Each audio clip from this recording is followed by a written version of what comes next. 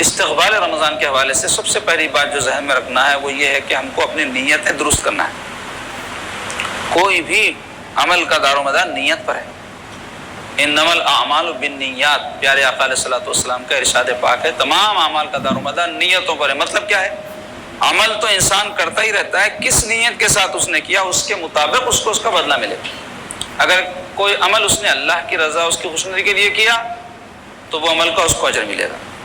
اگر کوئی عمل بظاہر تو اس نے عبادت والا نیکی والا کیا لیکن اس سے اس کی نیت یہ تھی کہ اس سے لوگ خوش ہو جائیں، لوگوں میں میری واہ واہ ہو جائے، تعریف ہو جائے، کوئی عمل ہو دین اور دنیا کا، تو اس کا اجر بندے کو نہیں ملے گا۔ بلکہ بعض اعمال تو ایسے ہیں کہ اگر وہ اللہ تعالیٰ کی رضا کے علاوہ کوئی اور مقصد کے ساتھ کیے جائیں تو اس پر گناہ ہوتا ہے، اس کو ریاکاری کہتے ہیں۔ مثلا نماز پڑھنا ہے تو ہم کو کس کے لیے پڑھنا ہے؟ نماز اللہ تعالیٰ کے لیے۔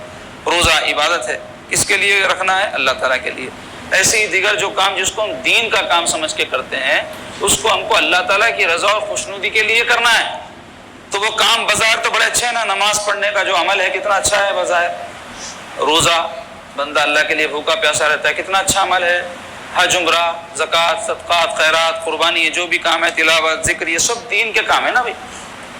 تو یہ سارے کام ہم جو کرتے ہیں ظاہراً ایک مسلمان جب دیکھتا ہے تو بڑا اچھا کام ہے، لیکن اگر کرنے والے کی اس میں نیت یہ ہو کہ اس کے ذریعے لوگ میری تعریف کریں، میں واعظ کروں تو لوگ مجھے عزت دیں، میرے ہاتھ پیر چومیں، مجھے نذرانے دیں، یا میں انفاق راہ خدا میں خرچ کروں تو اس کے ذریعے لوگ مجھے چاہیں، میرے کو اہمیت دیں، میری قدر کریں، تو یہ جو نیت ہے یہ سارے عمل کو بظاہر اچھا ہونے کے باوجود رائگاں کر دے گی اور گناہ ہوگا بندے کو۔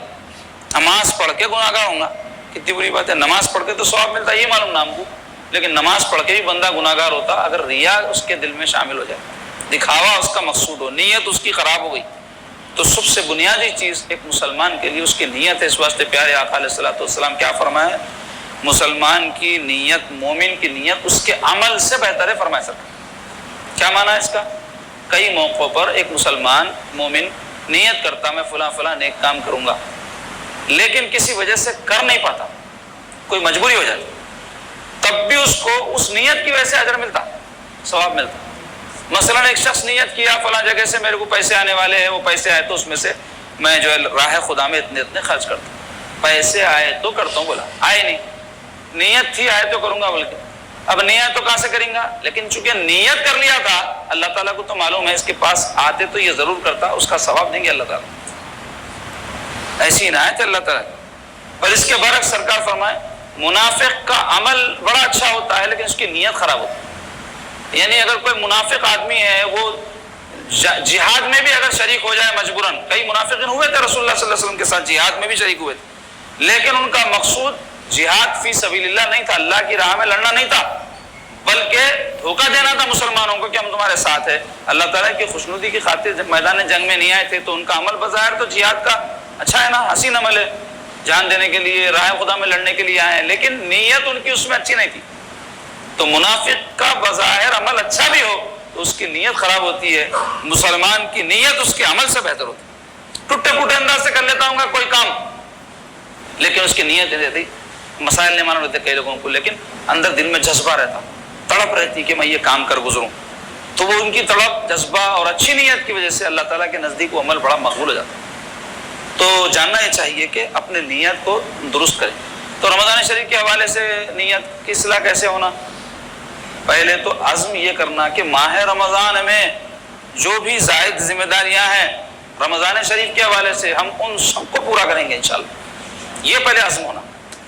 کیا ہے؟ روزہ غیر رمضان میں فرض نہیں ہے، رمضان کے سارے روزے فرض ہے مسلمان کے، سوائے ان لوگوں کے جن کو کوئی شرعی عذر ہو، تو وہ شرعی عذر ہو تو شرعی کوئی مجبوری، شریعت جس کو مجبوری قرار دی ہے، اپنی مرضی کی مجبوری نہیں، شریعت بعض چیزوں کو مجبوری قرار دی ہے، وہ کیا ہے وہ پتہ ہونا۔